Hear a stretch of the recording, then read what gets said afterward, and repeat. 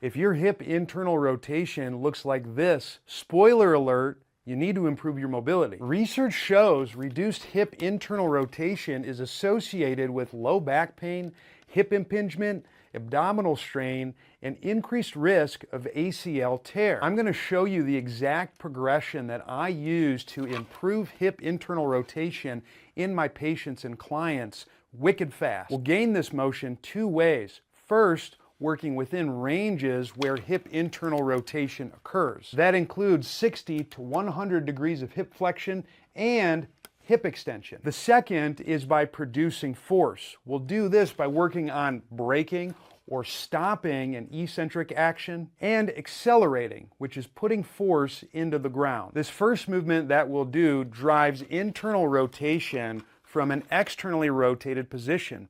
If you're limited in your ability to internally rotate, you want to start as far away from that motion as possible. We'll drive this internal rotation through the knees. That reduces the lever arm, making it easier for you to gain that motion. Next, progress to a box squat hold.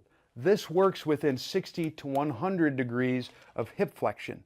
If you toe out, that will limit the internal rotation demands. You'll want to do that if you don't have that much mobility. This next move also works within the 60 to 100 degree of hip flexion range, but you're going to push into the ground, working on the force production component of hip internal rotation. Now that we've worked within the 60 to 100 degree range, we want to drive internal rotation from an extended position. This move right here works on force production at this extended range, improving your hip IR like mega. If you think those are easy, then prepare to get destroyed by this movement right here that gained Chris 30 degrees of hip internal rotation. Because we're in a split stance position, we're working internal rotation on both hips.